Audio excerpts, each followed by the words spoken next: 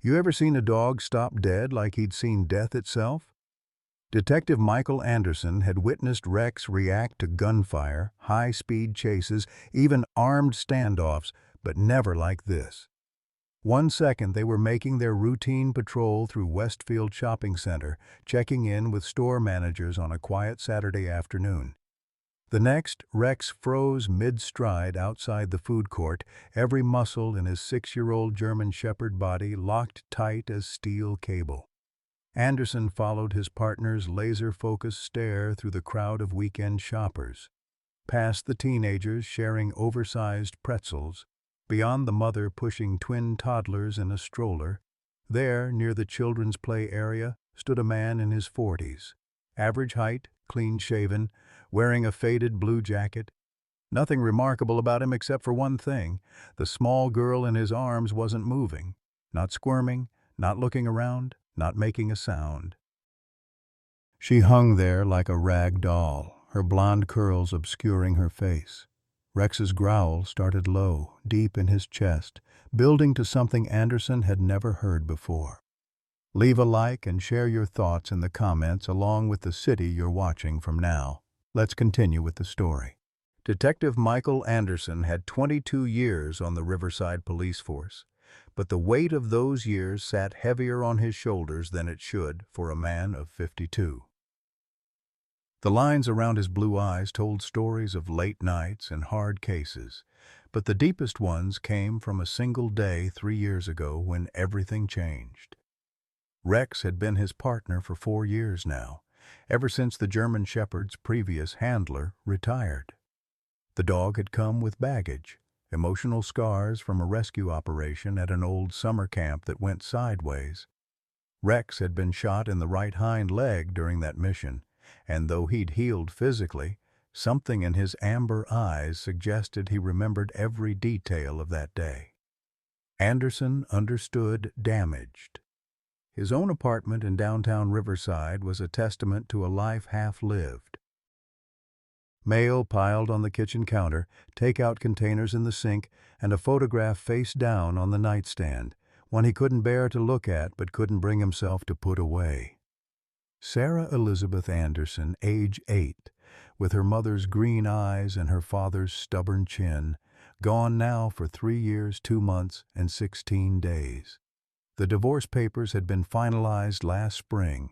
Catherine couldn't stand watching him blame himself anymore, couldn't live with a man who'd forgotten how to be anything but a cop. "You saved everyone's kids but your own," she'd said the day she moved out. The words still echoed in his empty apartment every night. Rex was all he had left that mattered. The dog seemed to understand Anderson's pain in ways that humans couldn't.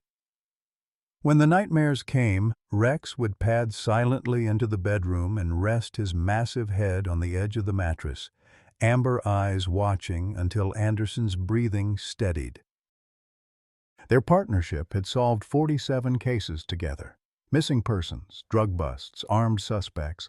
Rex's nose was legendary in the department, but the dog had never reacted like this before, never frozen with such absolute certainty that something was wrong.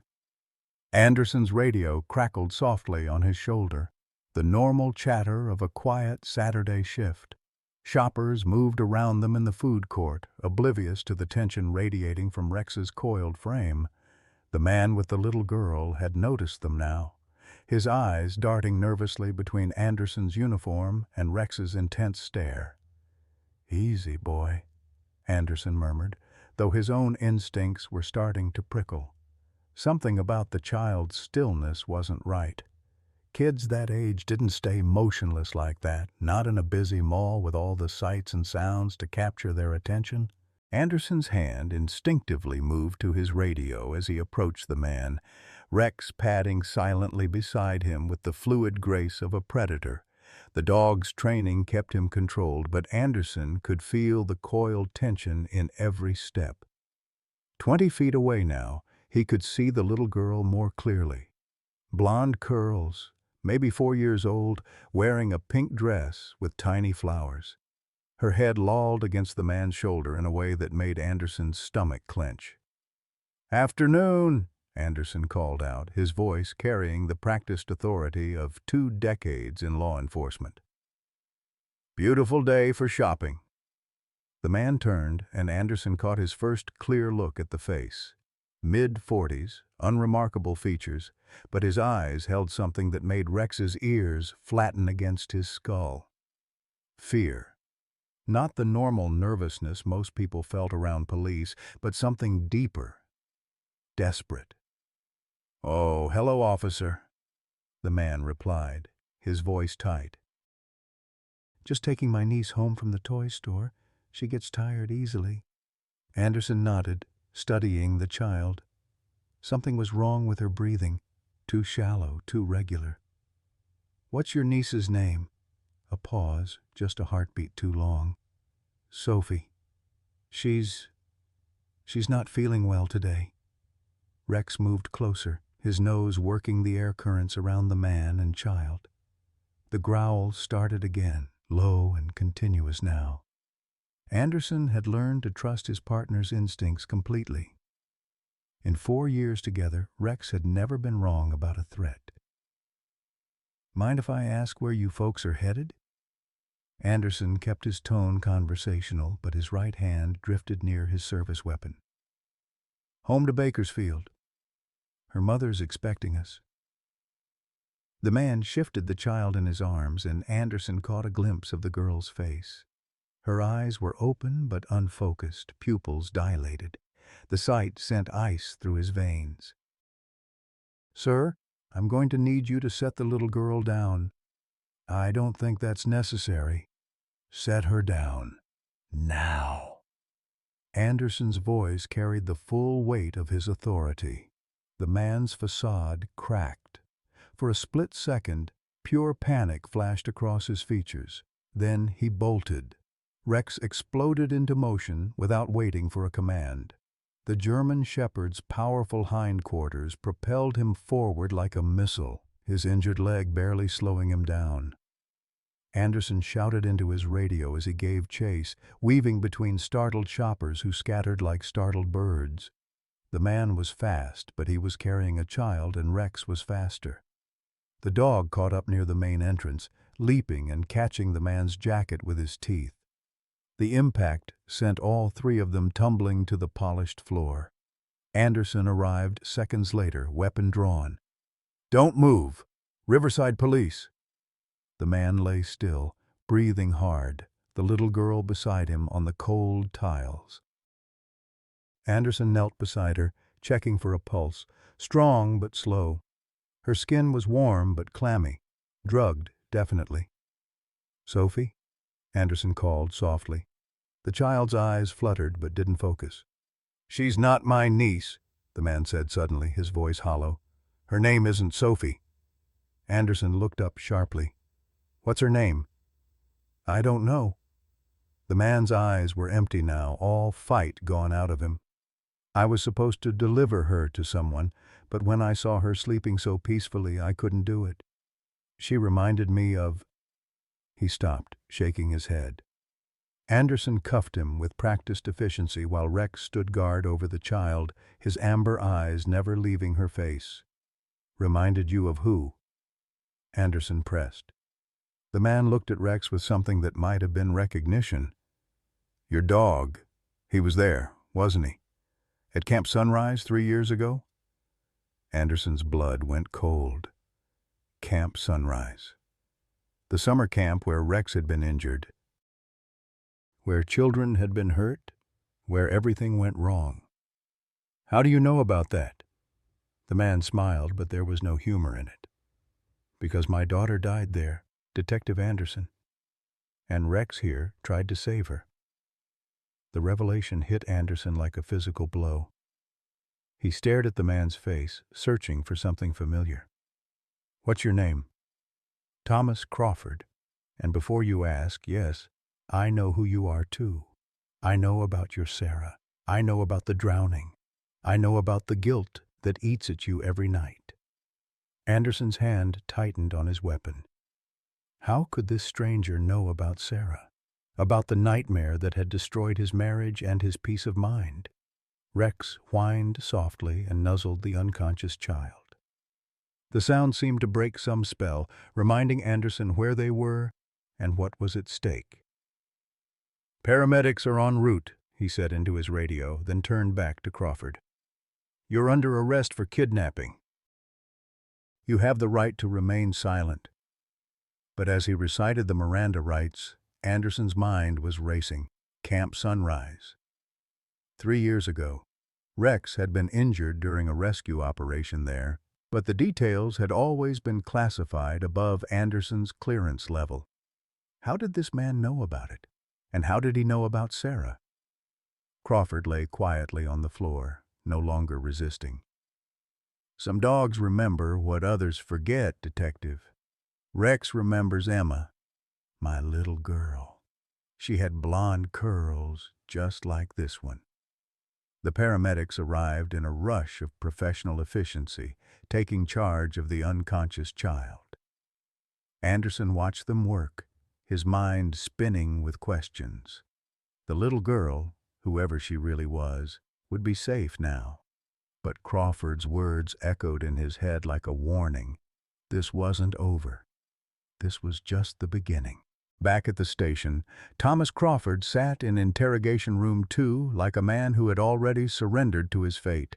His hands rested flat on the metal table, no fidgeting, no nervous energy, just a hollow-eyed resignation that made Anderson's skin crawl. The little girl, identified now as Emma Martinez, age 4, missing from Bakersfield for 3 days, was at Riverside General under observation. The doctor said she'd been given a mild sedative, nothing permanently harmful, but the psychological evaluation would take time. Anderson studied Crawford through the one-way glass, Rex sitting alertly beside him. The dog hadn't relaxed since the arrest, his amber eyes fixed on the door as if he could see through the walls to the man beyond. Detective Maria Santos, Anderson's partner of 8 years, joined them with a thick file folder. "This gets stranger by the minute, Mike," she said, dropping the folder on the table. Thomas Crawford, age 42, former employee of the Department of Children and Family Services. Stellar record for 12 years until 3 years ago when he was terminated for what they called inappropriate emotional attachment to cases. Anderson's jaw tightened. 3 years ago, right around the time of Camp Sunrise. Gets better. His daughter Emma Crawford, age 8, died in an accident at that same camp. Bus went off the road during an evacuation. 7 kids died, including his little girl. Maria's voice softened. His wife, Rebecca, filed for divorce 6 months later. Couldn't handle his breakdown. The pieces were starting to form a picture Anderson didn't like. What kind of breakdown? According to his supervisor, Crawford became obsessed with the idea that children weren't safe with their families. Started making unsubstantiated reports, showing up at homes unannounced, even tried to remove kids from situations that didn't warrant intervention. Maria flipped through the pages. The final straw was when he attempted to take a child from a grocery store because he felt the mother was negligent for letting the kid pick out cereal. Rex whined softly. A sound Anderson had learned meant the dog was picking up on something important. He knelt beside his partner, scratching behind the ears. "What is it, boy?" Through the glass, Crawford was staring directly at them, though he shouldn't have been able to see through the mirror. His lips moved silently, and Anderson could swear he was saying Rex's name. "There's more," Maria continued. "Bakersfield PD ran his prints through the system. Nothing recent, but they found something interesting in his personal effects." She pulled out an evidence bag containing a small notebook. Hand-drawn maps, addresses, names of families, all with detailed notes about why the children would be better off elsewhere. Anderson opened the notebook, his blood growing colder with each page. 12 different families, 12 different children, all with Crawford's assessment of their home situations written in precise, clinical handwriting. Emma Martinez was number 7 on the list. Her parents worked double shifts, often leaving her with elderly neighbors. Crawford had deemed this Abandonment by neglect. Jesus, Anderson muttered. He's been planning this for months. Years, actually. Some of these entries date back to right after his termination. Maria pointed to an entry near the beginning. Look at the first name on his list. Anderson's heart stopped. There, in Crawford's neat handwriting, was a name that made his hands shake. Sarah Anderson, age 8. Father, negligent supervision resulting in preventable drowning death. The notebook slipped from his fingers. Crawford had been investigating his family, had been watching them, had documented Sarah's death as evidence of Anderson's failure as a father. Rex was on his feet now, pressing against Anderson's leg with a low whine. The dog's warmth anchored him as the room seemed to tilt sideways. How long had Crawford been watching them? Had he been there the day Sarah died? "Mike, you okay?" Maria's voice seemed to come from far away. Anderson picked up the notebook with trembling hands, forcing himself to read Crawford's assessment of his family. The entries were dated 6 months before Sarah's death, continuing right up until the drowning incident at Lake Riverside. Crawford had documented everything. Anderson's long work hours, the time Sarah was left with babysitters, even the family's weekend trips to the lake. The final entry was dated the day after Sarah's funeral. Subject Michael Anderson confirmed unfit for parental responsibilities. Recommend immediate intervention for any future children in his care. "He was there," Anderson whispered. "He was watching us the whole time." Maria read over his shoulder, her face growing pale. "Mike, this is stalking. This is conspiracy. This goes way beyond kidnapping." But Anderson was thinking about something else Crawford had said at the mall. Rex remembers Emma. How did Crawford know about Rex's involvement at Camp Sunrise? The official reports had been classified, the details sealed to protect the families involved. "I need to see the Camp Sunrise files," Anderson said, standing abruptly. Rex immediately moved to his side, sensing his agitation. "Those are federal, above our clearance level." "Then we get clearance." Something connects Crawford, Rex, and what happened at that camp. And I think it's the key to understanding what he's really after.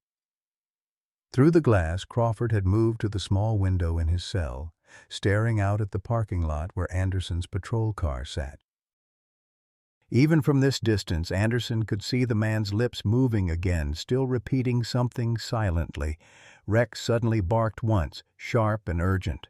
Anderson followed the dog's gaze to the window where Crawford stood. The man had turned away from the glass and was now looking directly at them again, despite the one-way mirror. His mouth formed words that were clearly visible now. "She didn't have to die." Anderson's radio crackled to life. "All units, we have a missing child report. 4-year-old Lucy Henderson last seen at Riverside Elementary Playground. Suspect description matches our custody subject from this afternoon." The blood drained from Anderson's face. Another child. While they'd been processing Crawford, another little girl had vanished. But Crawford was in custody. He couldn't have taken Lucy Henderson, unless he wasn't working alone. Rex was already moving toward the door, his training overriding everything else. There was a child in danger and nothing else mattered.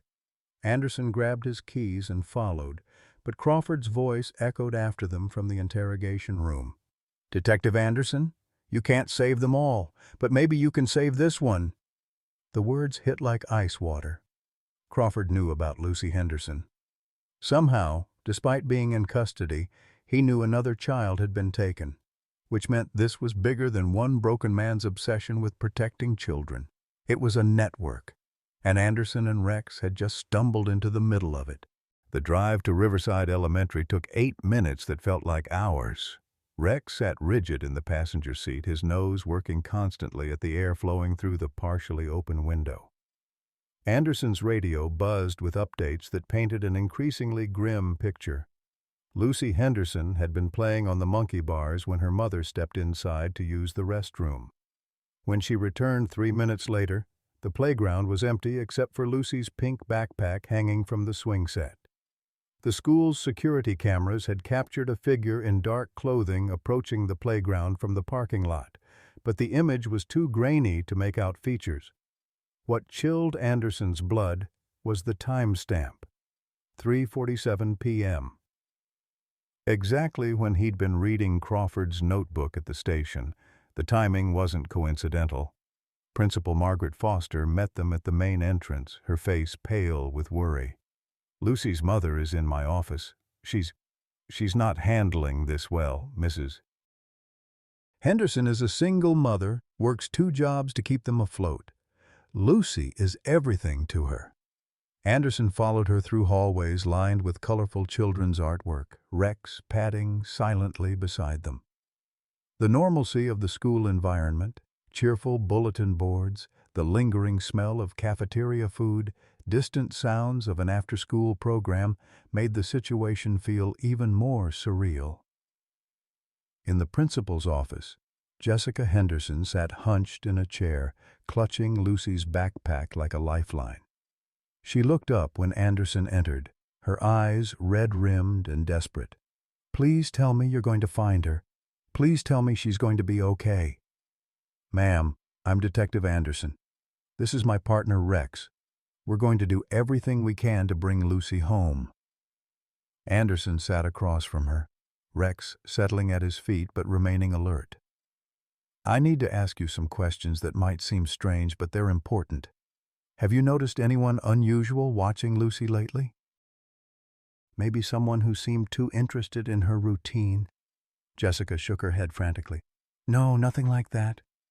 We keep to ourselves mostly. Lucy goes to school. I work at the diner and clean offices at night. We don't have drama in our lives. We can't afford drama." "What about at the diner? Any customers who ask too many questions about you having a daughter?"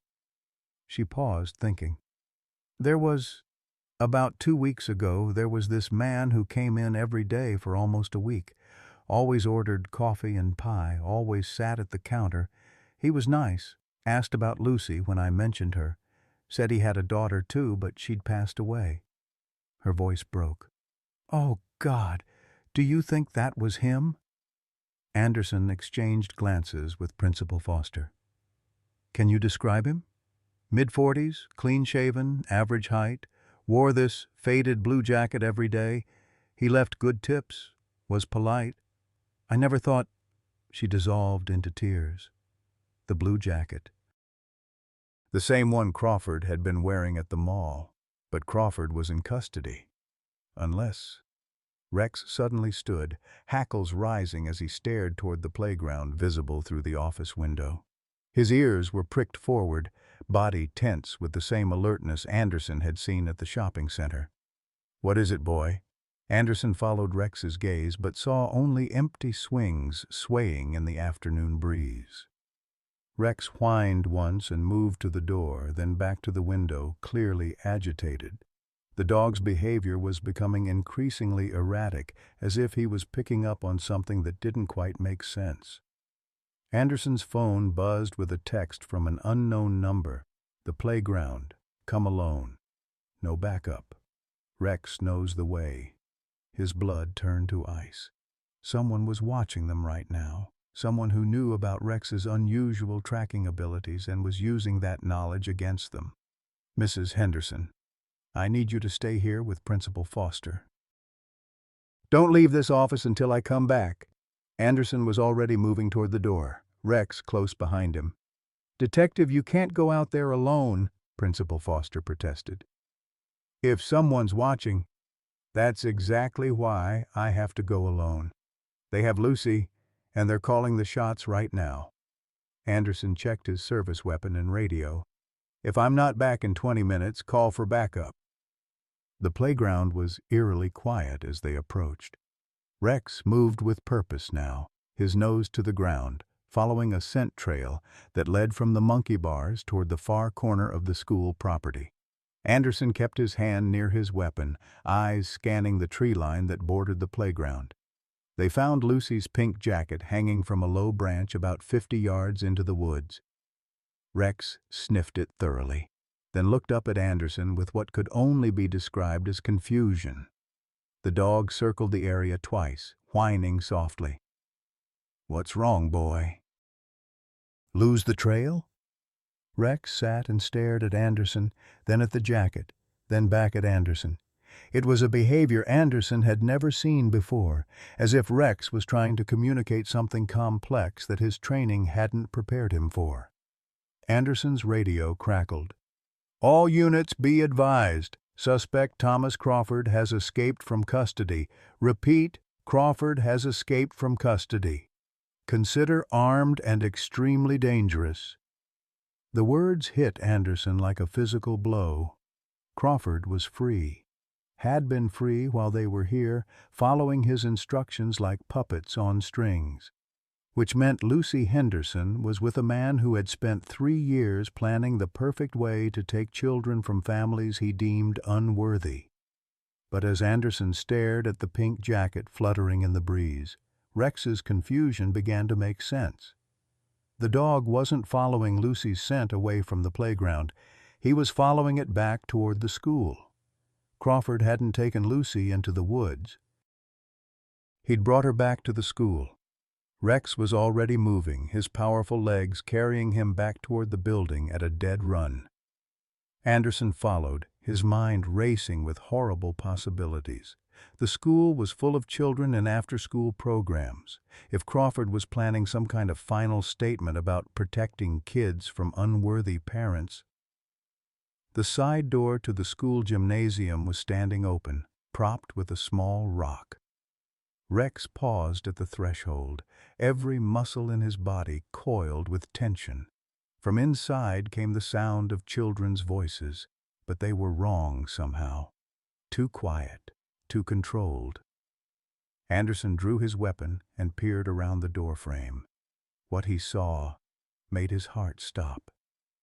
23 children sat in perfect rows on the gymnasium floor, ages ranging from kindergarten to middle school.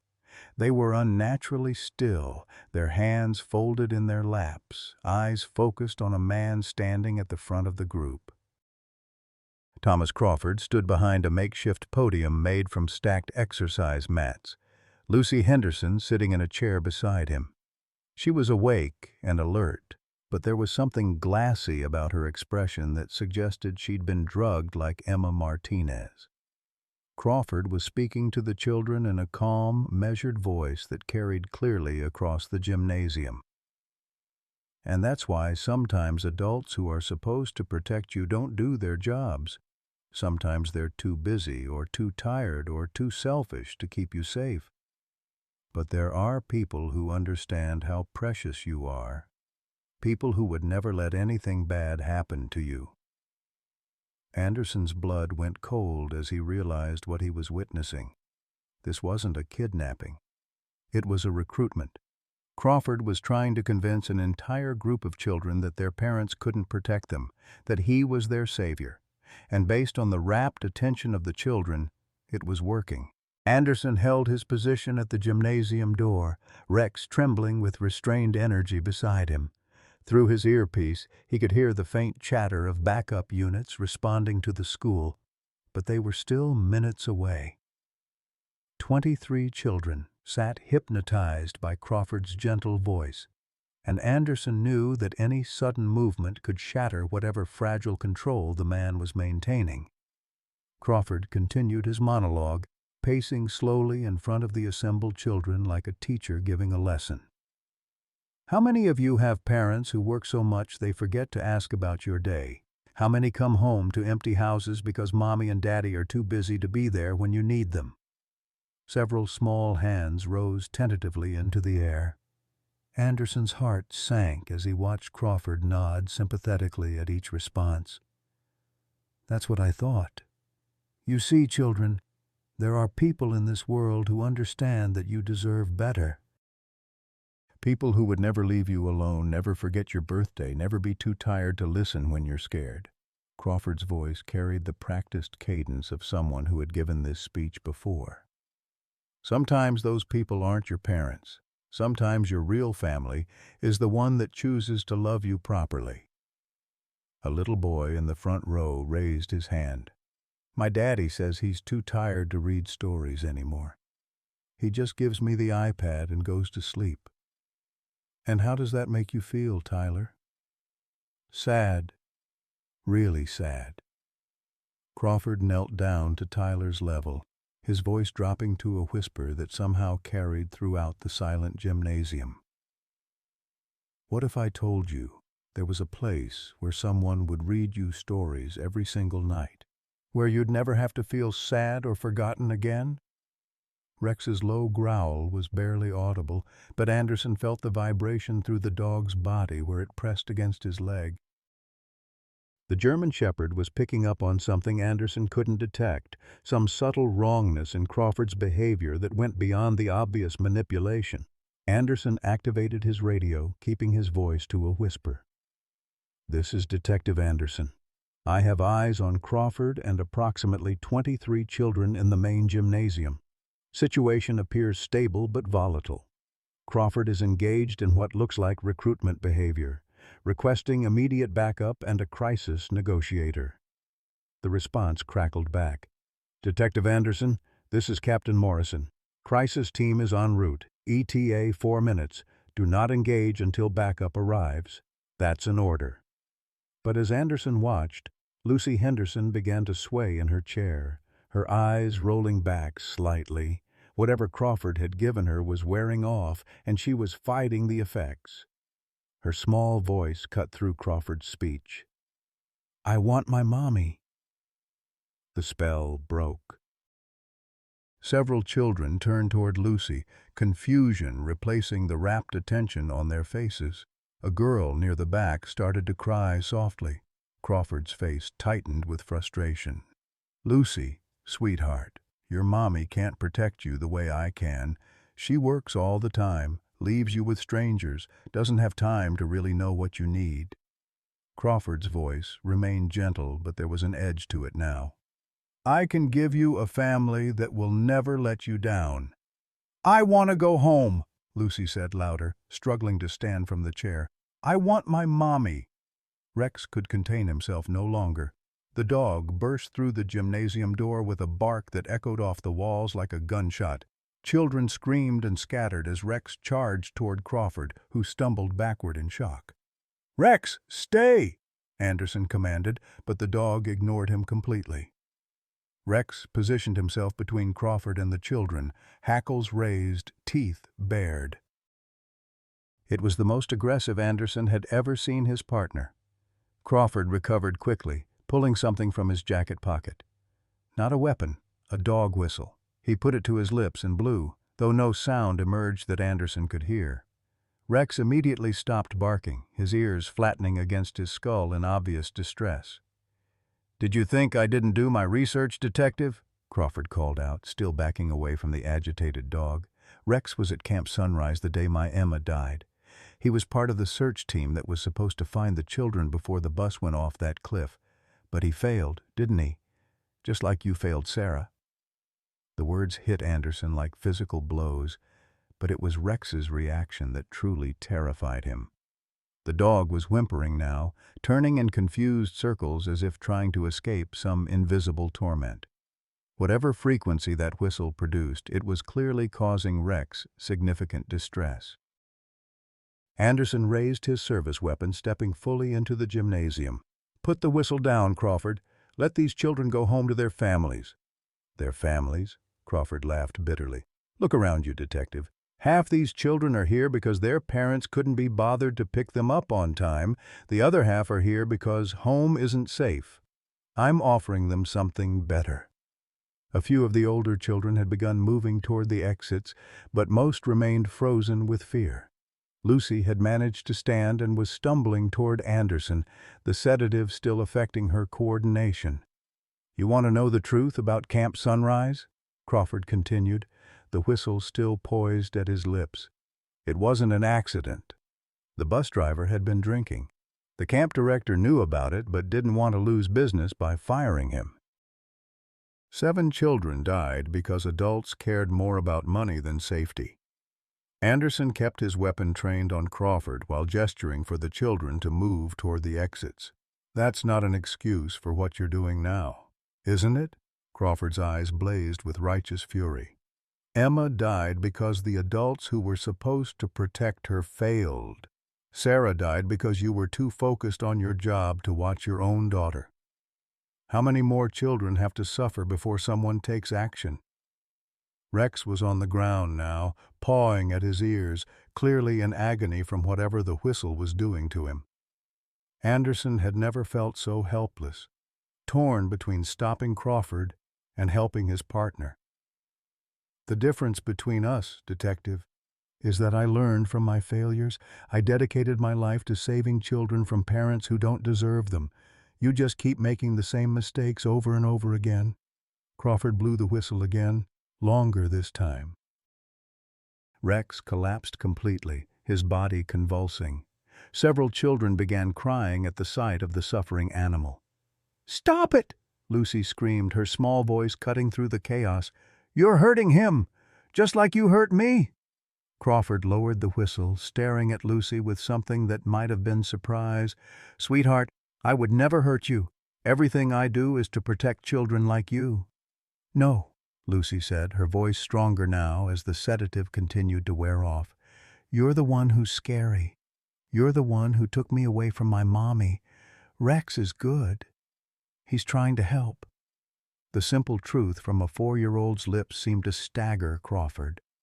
For the first time since Anderson had met him, the man looked uncertain, his carefully constructed justifications cracking under the weight of an innocent child's clarity. In that moment of hesitation, backup arrived.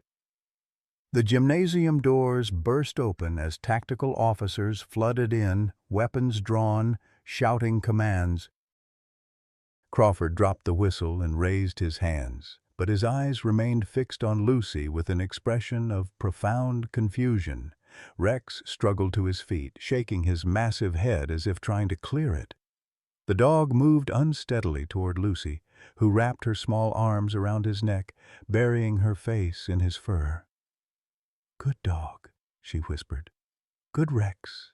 The aftermath unfolded like a carefully choreographed dance of law enforcement efficiency, but Anderson felt none of the usual satisfaction that came with closing a case.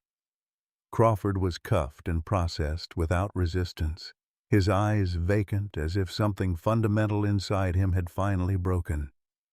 The children were reunited with frantic parents who arrived in waves of tears and desperate embraces. Lucy Henderson clung to her mother with a ferocity that made Jessica sob openly in the school parking lot. But it was what happened 3 hours later that shattered Anderson's world completely. He was filling out paperwork in the station break room when Detective Santos approached with a manila folder, her face grim. Rex lay at Anderson's feet, still recovering from whatever that whistle had done to him.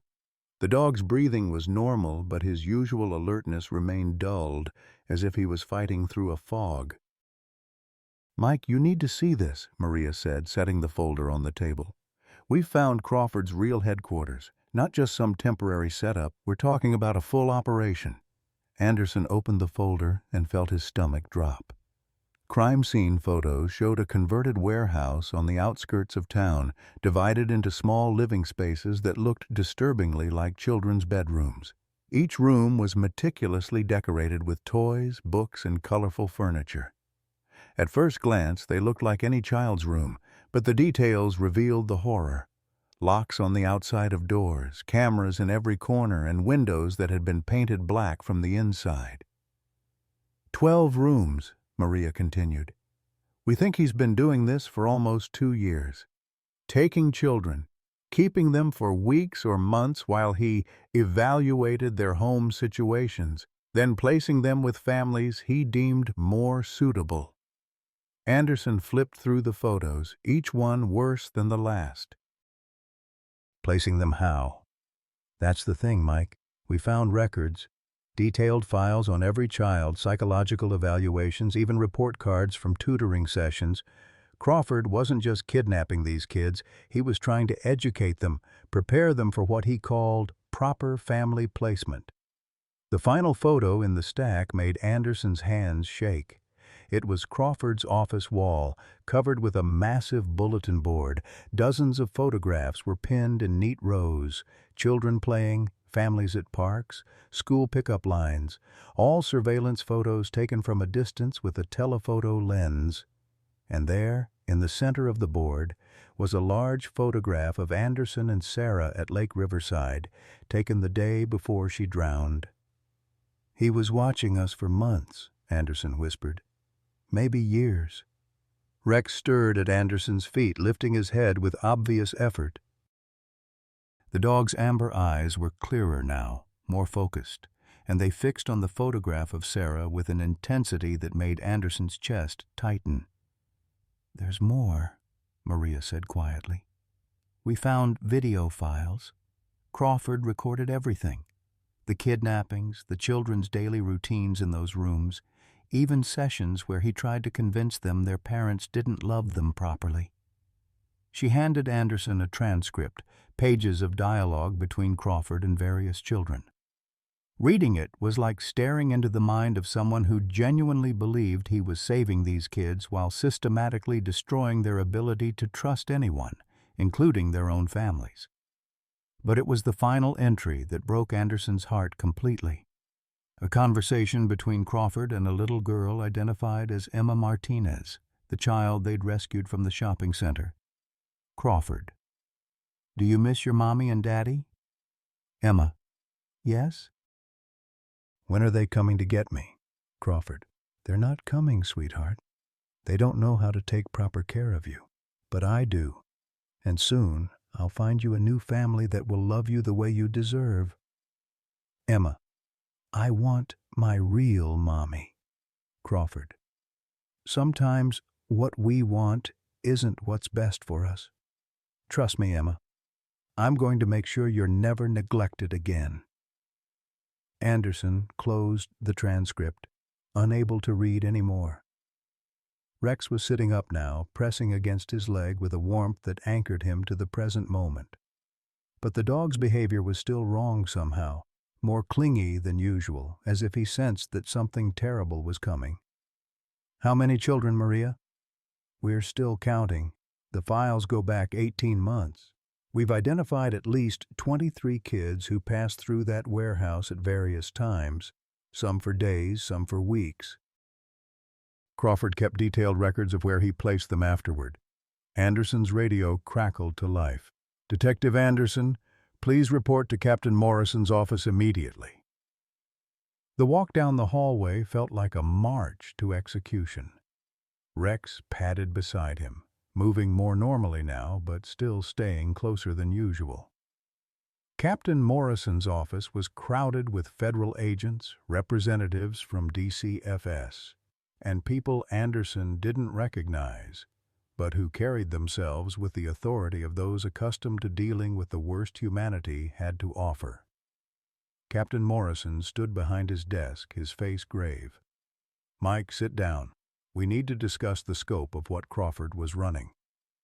Anderson sat, Rex settling beside his chair with a watchful alertness that suggested the dog sensed the tension in the room.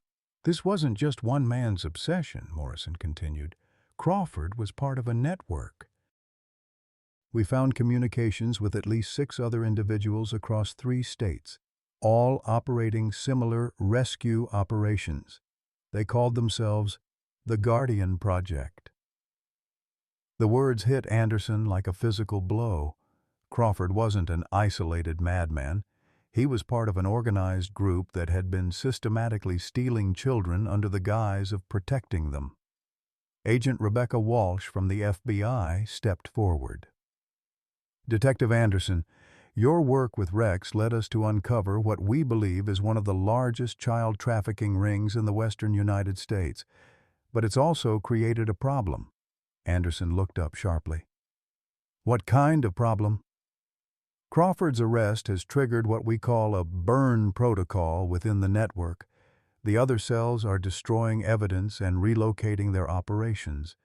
We have maybe 48 hours before they disappear completely, taking God knows how many children with them." The room fell silent, except for the sound of Rex's steady breathing. Anderson felt the weight of expectation from everyone present, but it was the dog's amber eyes that held his attention. Rex was looking at him with an expression Anderson had learned to recognize over 4 years of partnership, the look that said there was work to be done, children to be found, and no time to waste on doubt or fear. "What do you need from us?" Anderson asked. Agent Walsh smiled grimly. Crawford agreed to cooperate in exchange for consideration at sentencing. "He's given us locations of 2 other facilities, but he says the children will only be moved if the other cells detect law enforcement presence. We need someone who can track them before they relocate." She looked down at Rex, who met her gaze steadily. "Crawford says your dog has abilities he's never seen before. Claims Rex can track children through scenarios that would defeat normal canine units. We need to know if that's true." Anderson's hand found Rex's head, scratching behind the ears that had been flattened in pain just hours before. The dog leaned into the touch, but his eyes remained alert, focused on the conversation. "Rex has never failed to find someone we were looking for," Anderson said quietly. "But Maria, this isn't just about tracking anymore. If there are other facilities, other children being held—" He trailed off, unable to finish the thought. The truth was settling over him like a heavy blanket. This case wasn't ending. It was just beginning. And somewhere out there, children were trapped in rooms like the ones in Crawford's warehouse, being told their families didn't love them, being prepared for placement with strangers who thought they knew better than the parents who were desperately searching for them. Rex stood and moved to the door, then looked back at Anderson with an expression that needed no translation. There were children who needed saving, and sitting in offices talking wasn't going to save them. It was time to get back to work. The drive to Crawford's second facility took them through the kind of desolate industrial landscape that existed on the fringes of every American city. Abandoned factories, rusted chain-link fences, and buildings that had been forgotten by time and prosperity. Agent Walsh rode in the passenger seat while Anderson drove, Rex alert in the back, his nose working constantly at the air flowing through the partially cracked windows. The coordinates Crawford had provided led them to what had once been a textile mill, its red brick facade crumbling and windows boarded with plywood that had weathered to the color of old bones. But there were signs of recent activity. Tire tracks in the gravel parking lot, a generator humming somewhere inside the building, and most telling of all, Rex's immediate reaction when they pulled up. The German Shepherd was on his feet before Anderson had even put the car in park, his entire body rigid with the same focused intensity Anderson had seen at the shopping center. But this time, there was something different in Rex's posture. A quality of recognition that made Anderson's stomach clench with dread. "He's been here before," Anderson said quietly, watching his partner's behavior. Agent Walsh checked her service weapon and radio. Crawford said this was one of their older facilities. Claims he stopped using it 6 months ago when they moved to the warehouse we found. But Rex's reaction suggested otherwise. The dog was whining now, a sound Anderson had learned to interpret as extreme urgency. Something was wrong here. Something that went beyond even the horrors they'd already uncovered. They approached the building carefully, backup units positioned around the perimeter but out of sight. Crawford had insisted that the remaining members of the Guardian Project would abandon their operations at the first sign of law enforcement, potentially taking children with them or worse. The delicate balance between moving fast enough to save lives and carefully enough to avoid triggering a catastrophic response was eating at Anderson's nerves. Rex led them to a side entrance where a heavy steel door stood slightly ajar, rust flaking from its hinges. The dog's behavior was becoming increasingly agitated, his breathing rapid and shallow. Anderson had never seen his partner so affected by a scene before they'd even entered it. Inside, the building was a maze of corridors and empty rooms that echoed with their footsteps. Industrial lighting fixtures hung dark and useless from the ceiling, and the air carried the musty smell of abandonment mixed with something else, something that made Rex's hackles rise and his lips pull back in a silent snarl. They found the first room 20 yards down the main corridor. Unlike the cheerfully decorated spaces in Crawford's warehouse, this room was stark and utilitarian. A single bed with rumpled sheets, a plastic chair, and a small table. But it was the walls that made Anderson's blood run cold. Every surface was covered with children's drawings, hundreds of them, created with crayons and markers and taped haphazardly to the concrete. Most depicted the same scene over and over, a large dog, brown and black, standing between small stick figures and dark, threatening shapes.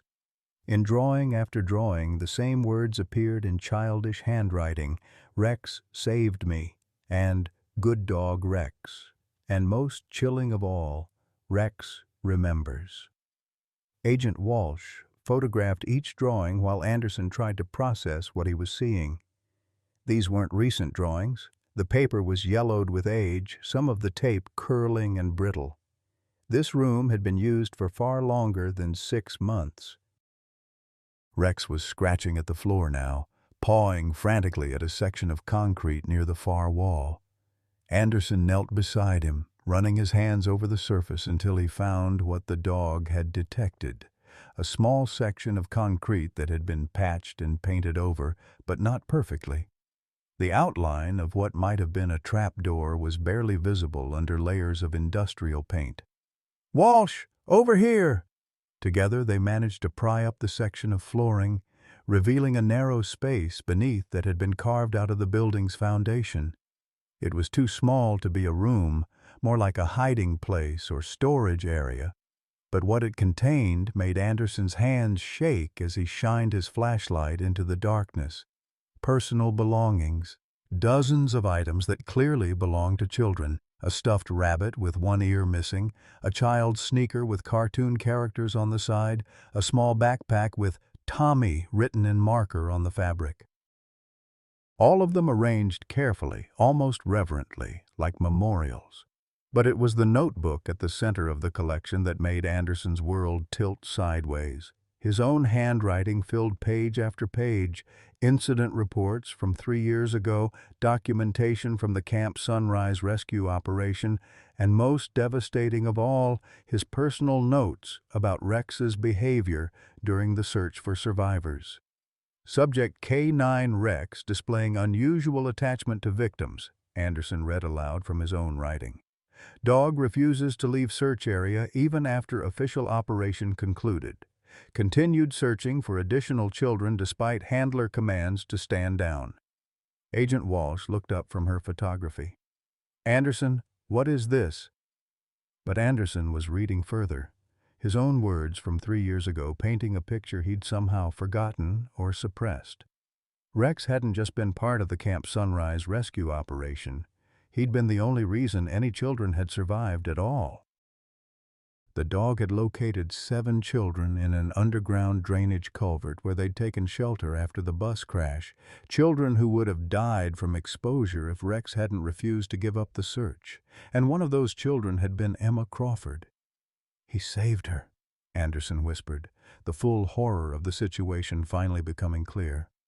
Rex saved Crawford's daughter. She didn't die in the bus crash. She died later in the hospital from injuries sustained during the rescue. Crawford doesn't blame the camp or the bus driver. He blames Rex for not saving her fast enough.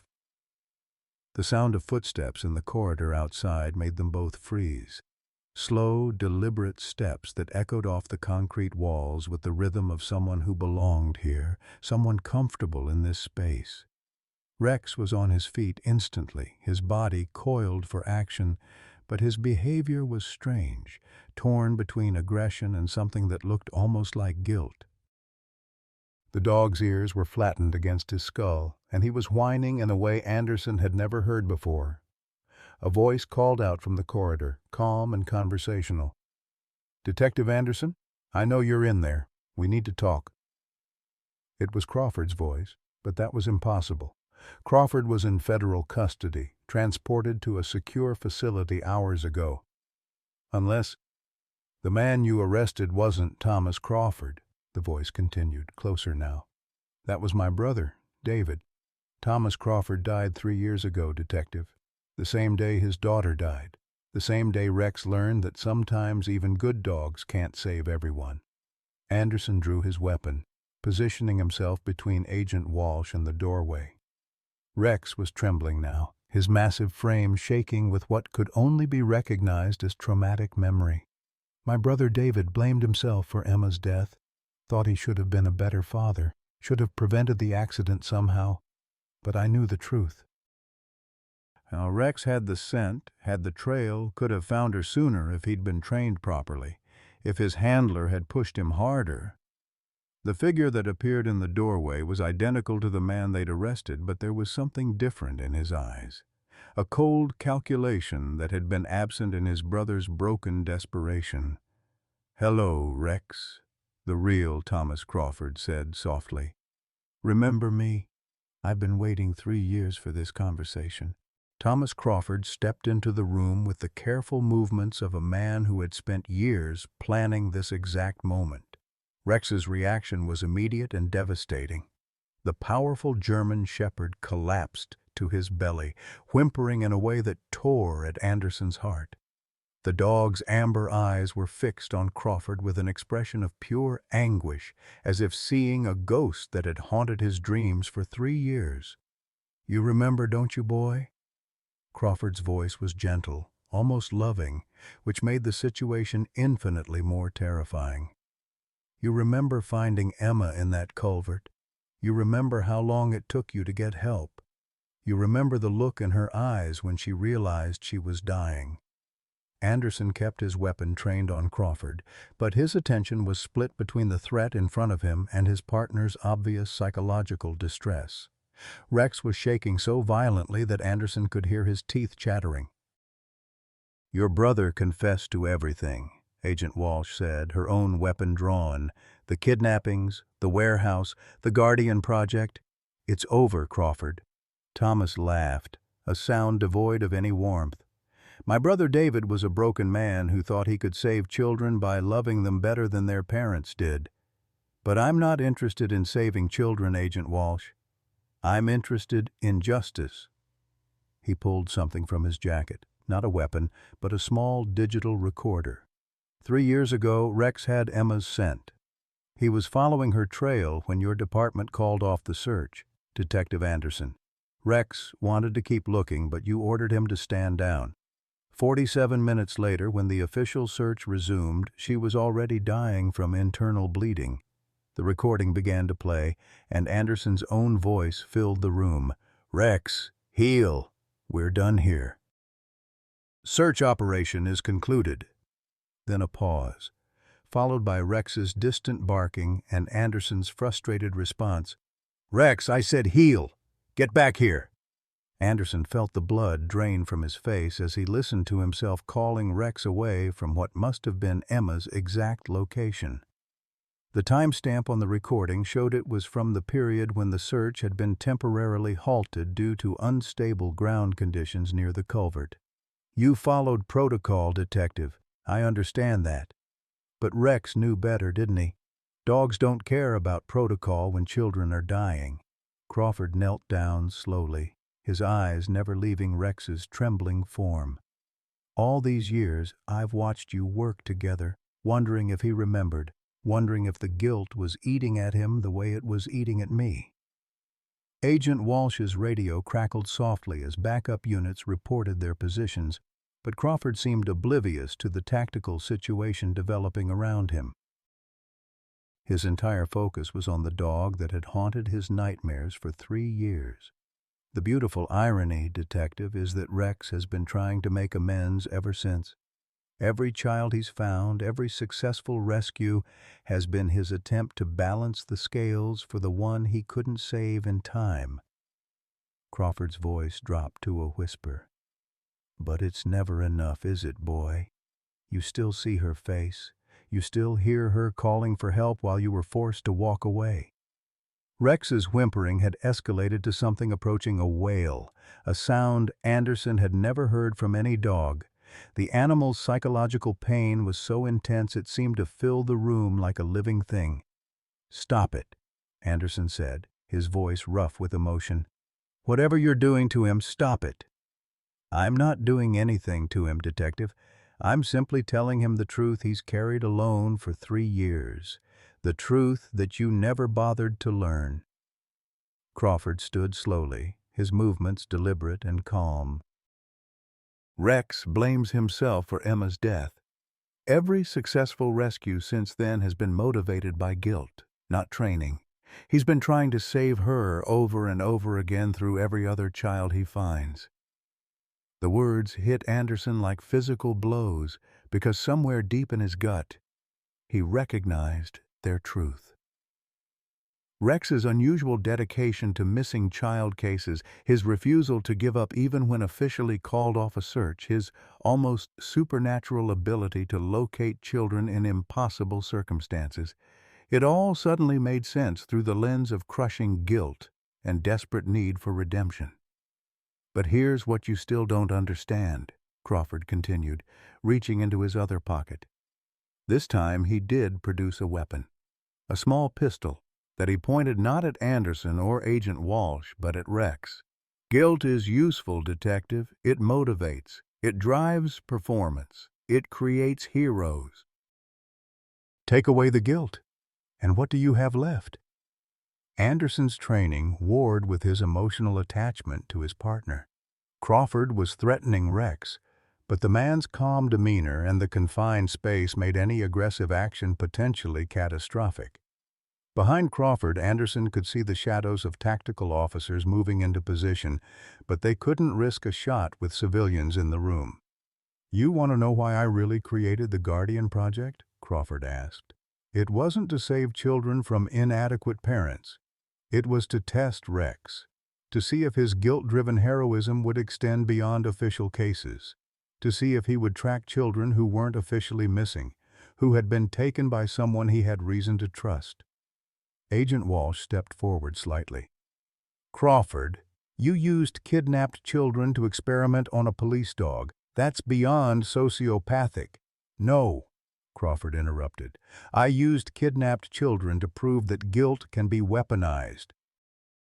That a traumatized animal can be manipulated into performing extraordinary feats through careful psychological conditioning. Rex didn't find those children because he's exceptionally trained. He found them because he's exceptionally damaged." The revelation shattered something in Anderson's chest. For 4 years, he'd believed that he and Rex were partners, that their success rate came from skill and dedication and the bond between a handler and his K9. But Crawford was suggesting that Rex's entire career had been built on trauma, that every child they'd saved had been motivated by the one they'd failed to save in time. Rex suddenly lifted his head, his amber eyes locking onto Anderson's face with an intensity that seemed to transcend the crisis unfolding around them.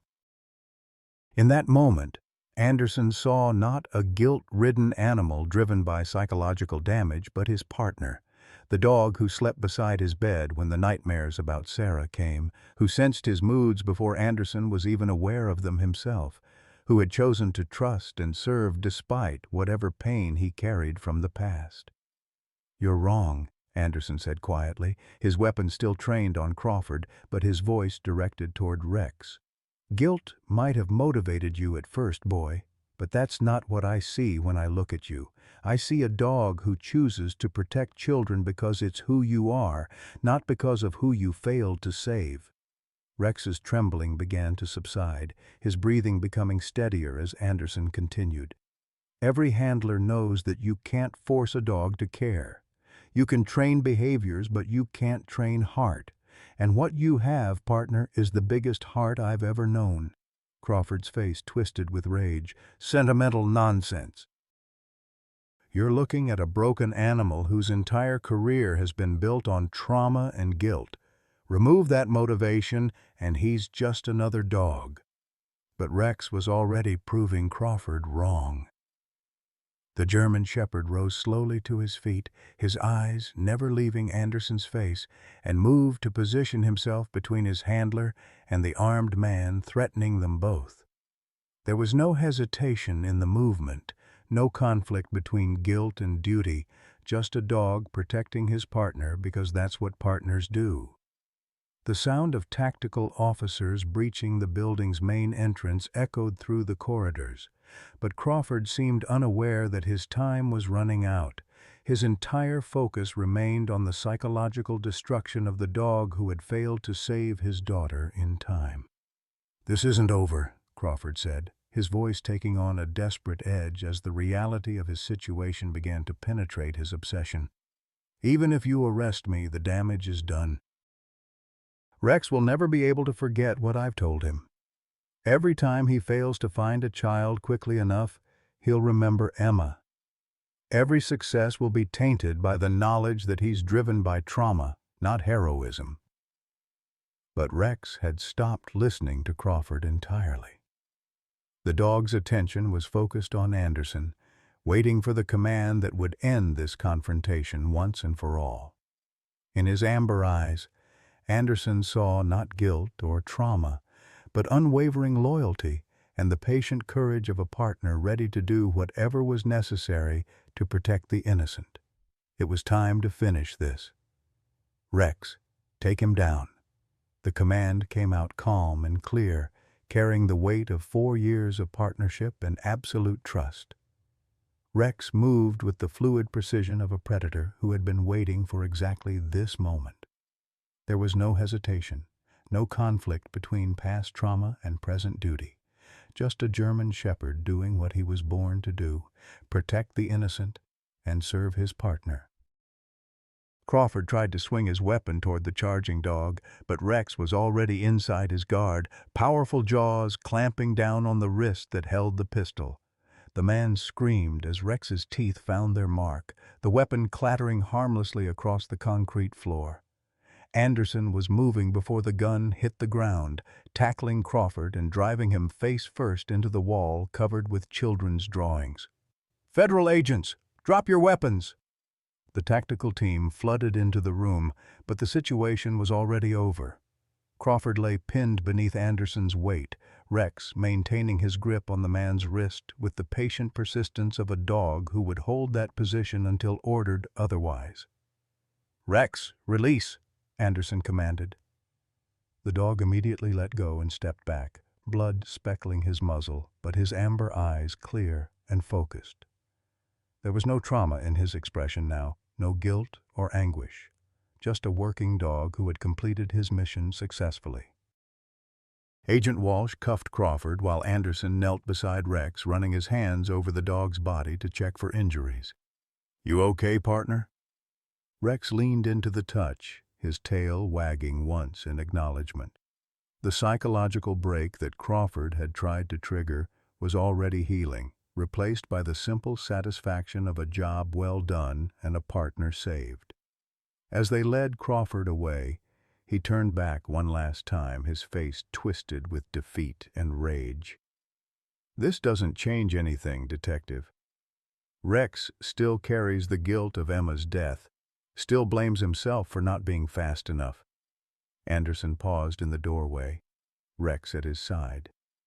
"You're right about one thing, Crawford. Rex does remember Emma, but what you never understood is that dogs don't carry guilt the way humans do. They carry love, and Rex has been honoring your daughter's memory with every child he's saved since then." The words seemed to deflate Crawford completely. For the first time since this nightmare began, he looked like what he really was, a broken father who had lost everything and spent 3 years trying to make someone else pay for his pain. 6 months later, Anderson stood in the backyard of his new house. watching Rex chase a tennis ball across the grass with the enthusiasm of a dog half his age. The German Shepherd had officially retired from active duty after the Crawford case, but his transition to therapy work had been seamless. Children at the local hospital lit up when Rex visited their rooms, and his calm presence had helped dozens of traumatized kids begin to heal from their own nightmares. The house itself was a testament to second chances. After Crawford's arrest and the dissolution of the Guardian Project, Anderson had been offered a promotion and a transfer to the FBI's Behavioral Analysis Unit. But he'd turned it down in favor of something more important, becoming a single father to Lucy Henderson. Jessica Henderson had been killed in a car accident 2 months after Crawford's arrest, struck by a drunk driver while leaving her night job at the diner. Lucy had no other family, and the foster system had been preparing to place her in temporary care when Anderson stepped forward with an adoption petition. The process had been complicated by his status as a single man and the unusual circumstances of how he'd met Lucy, but Rex had been the deciding factor. During the home evaluation, the social worker had watched the interaction between the retired K-9 and the little girl, noting how Lucy's nightmares stopped when Rex slept beside her bed, how her anxiety decreased when the big dog was nearby. That animal saved her life twice, the social worker had written in her report. Once from a kidnapper, and once from the trauma that kidnapper left behind. Any home that includes both Detective Anderson and Rex is a home where this child will thrive. Now, 6-year-old Lucy came running around the corner of the house, her blonde curls bouncing as she called for Rex to bring back the tennis ball. The dog immediately abandoned his game and trotted over to drop the slobbery ball at her feet, then sat patiently while she threw it with all the strength her small arms could muster. Anderson watched from the back porch, a cup of coffee growing cold in his hands as he marveled at the scene. The little girl who had been drugged and terrorized in a shopping center was now laughing as Rex pretended to have trouble catching a ball that barely traveled 10 feet. The dog, who had been psychologically tortured with recordings of his past failures, was now content to be a patient playmate for a child who needed to remember that not all adults were threats. "Daddy, watch this," Lucy called out, attempting to teach Rex to sit up and beg. The dog played along with exaggerated clumsiness that made the little girl giggle with delight. The word "daddy" still caught Anderson off guard sometimes. For 3 years after Sarah's death, he'd believed that chapter of his life was over, that he'd proven himself unfit for the responsibility of protecting someone so precious. But Lucy had taught him the difference between fault and tragedy, between guilt and growth. Rex had learned the same lesson. The dog's remarkable success rate in finding missing children hadn't been diminished by learning the truth about his motivations. If anything, his work had become more focused, more purposeful. He was no longer trying to save Emma Crawford over and over again. He was simply being the dog he'd always been, one who cared more about protecting children than protecting himself. Anderson's phone buzzed with a text from Agent Walsh. "New case, missing 8-year-old in Phoenix. Could use Rex's expertise if he's up for a consultation." Anderson looked out at his backyard, where Lucy was now trying to teach Rex to shake hands while the patient dog held up his massive paw for her tiny hand to grasp. The scene was perfect in its simplicity. A child and a dog playing in the safety of a home filled with love. He typed back, "Rex is retired, but the consulting team of Anderson, Henderson, and Rex is available as needed." The response came immediately. "Henderson?" Anderson smiled as he watched Lucy attempt to ride Rex like a horse, while the tolerant German Shepherd stood perfectly still to ensure her safety. "Long story, but trust me, she's part of the team now." Some stories don't end with justice or resolution. They end with healing, with second chances, with the understanding that love is stronger than trauma and hope is more powerful than guilt. Rex had found his redemption not by saving every child, but by learning to trust in the love of a family that chose him despite his scars. Anderson had found his peace not by forgetting Sarah, but by honoring her memory through the love he gave to Lucy. And Lucy had found her safety not in the absence of danger, but in the presence of two protectors who would never let her face the darkness alone. A message of hope for life's second chances. There's something deeply moving about watching a man, a dog, and a little girl heal together from their individual heartbreaks. Detective Anderson lost his daughter Sarah and carried that guilt for years, convinced he'd failed as a father. Rex carried the weight of not saving Emma Crawford fast enough, turning that trauma into an extraordinary drive to protect other children. And little Lucy lost her mother, but found a family that understood how precious second chances really are. Their story reminds us that life's most devastating losses can become the foundation for its most beautiful redemptions. Sometimes our greatest failures teach us how to love more deeply, protect more fiercely, and trust more completely. When we're brave enough to open our hearts again after they've been shattered, we often discover that the cracks are where the light gets in. Have you ever experienced a second chance that changed your life completely? What would you tell someone who's struggling to believe they deserve another opportunity at happiness? Share your thoughts below.